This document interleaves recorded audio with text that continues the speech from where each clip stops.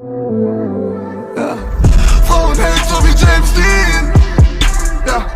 Frauenheld so wie James Dean. Ja, ja, ja.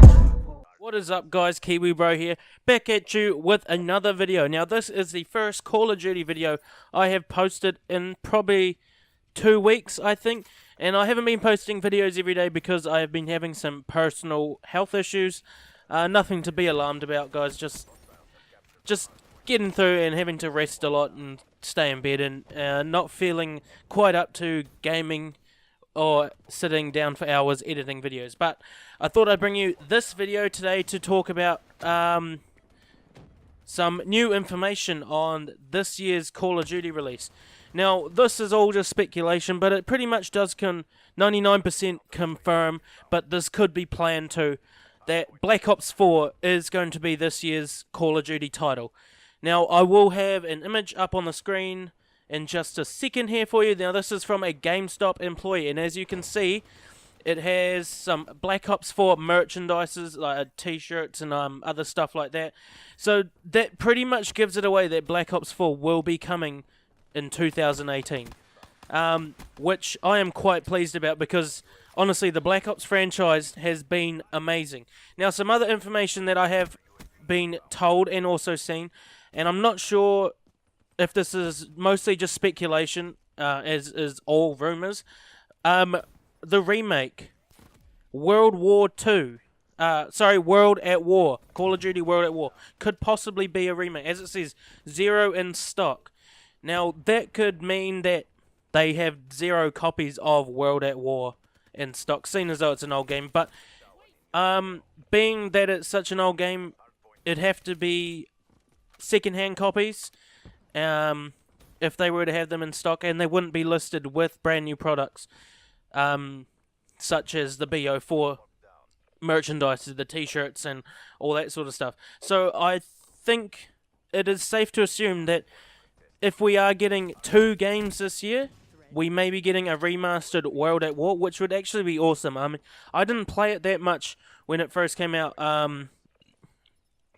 I was more of a COD 4 person. Treyarch wasn't really that big on the scene at that time. Everyone was raging about Infinity Ward. That was the shit at that time.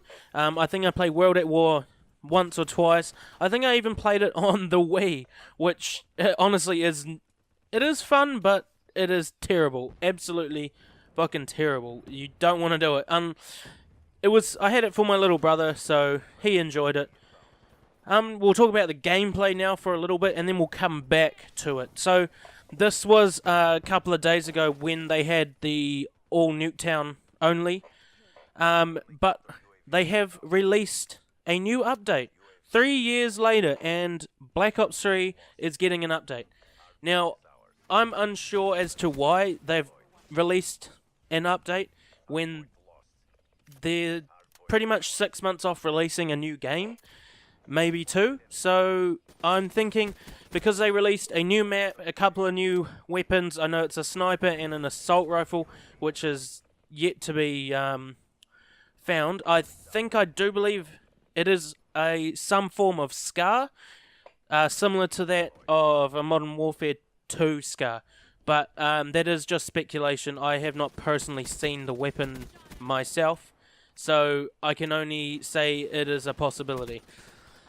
And also what's odd is that they've brought in the winter theme. It's Redwood winter map, and they've got new winter camos, the permafrost camos, skins, that sort of thing. Which seems a bit odd, seeing as though, I mean, I'm in New Zealand, and it's not winter yet, but being that Treyarch is based in America, that they would do that, seeing as though winter is almost over in America, and that side of the world as well, which seems a little bit odd to me. So maybe could be taken as a clue, hinting at what we could be seeing in the next game. Now, I have reason to believe that the next Call of Duty will be set in between Black Ops 2 and Black Ops 3. So it does give quite a lot of room for futuristicness, even though it has been said that it's a modern shooter. I suppose it's very hard to determine what modern is, seen as though the general public is actually not open as to what military technologies and that sort of thing is like. You sort of, yeah, if you get what I'm saying, like, you don't actually know what the military is using at the current moment, and it could be quite more advanced than what we're thinking. But it's not, no way in hell is it up to the standard of Black Ops 3. But in saying that, you never know. But I'm thinking, just for the weird timing of the winter map and a winter event, if you would like to call it that, it could be something to do with that, some sort of nuclear winter, maybe even eternal winter, a modern day ice age sort of thing. But it just depends if it fits into the story of Black Ops. Obviously, Black Ops 1 was set in the past, then Black Ops 2 was brought forward into the future. I believe it was set in 2025. Correct me if I am wrong. And then I think BO3 is set in 2060 something. I can't quite remember, and I'm not going to be looking it up for you guys because honestly I can't be asked. But anyway, what do you guys think? Does this prove that we're getting Black Ops 4? Would you like to see a remastered World at War? Did many of you guys play World at War? I know boots on the ground is kind of what everyone's wanting, but honestly, going back and playing Black Ops 3, it's not actually as bad as what it used to be. When it first, like with Advanced Warfare, they really went out on a limb. Sledgehammer really tried to do something different, and the mechanics of it weren't as great as what they could have been. And then Treyarch came in, being Treyarch, making the best Call of Duty games ever, and perfected it.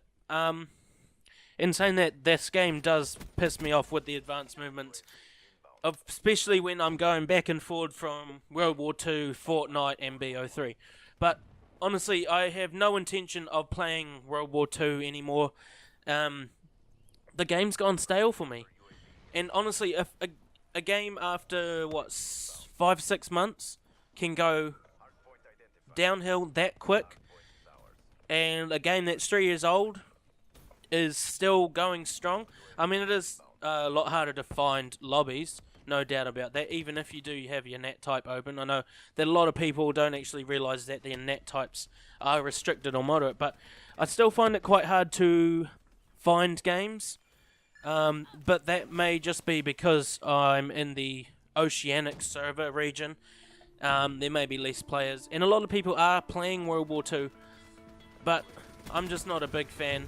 Honestly, like, boots on the ground, it was good to have it back, but they kind of didn't reach their full potential, and Sledgehammer has been doing that.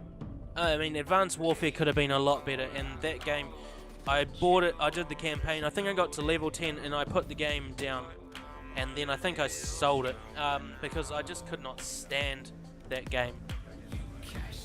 Even the zombies was a fail of epic proportions. I mean, in every Call of Duty, we've had futuristic games. Now, we like the futuristic games, no doubt, and that was a fail use of that just there. But every time we've had a really good futuristic Call of Duty, the zombies has still been set back in time, and it may be a pseudo-futuristic past time. As in, if you watch a old movie, say for Back to the Future, what they thought the future would look like back then, that's what the game is set on, what the past would look like based on what the future would have looked like to them back in those times. And if that doesn't make sense to you, it kind of doesn't make sense to me either, but I do understand what I'm trying to say, and I hope you guys too. But, you know, Sledgehammer has failed. Honestly, it's failed the community on multiple occasions. I mean, we were all asking for Domination XL. What did they bring us? Demolition. Then they teased it for a couple of weeks, saying that they were bringing it. It didn't come. Now they've brought in prop hunt and gun game permanently into World War II, which is good. A lot of people love playing prop hunt. It's a good way to get XP for free, pretty much. You don't have to do anything, really. You know, get a couple of kills, hide for a while, not a big deal. And gun game is very, very fun. It's the only free-for-all style game I'll play in Call of Duty, because it's unpredictable, and you know, people don't have the weapons that they always want to use. You could have the best player in the world, but he could be using a pistol, and I could have an SMG and come out on top, and it just makes it very, very fair. Now, granted that if you have a lot of skill, you're probably going to come out on top, and I've won my fair share, but it's more about fun. But anyway, guys, thanks for watching the video. I've been your Kiwi bro, and I am out. Peace.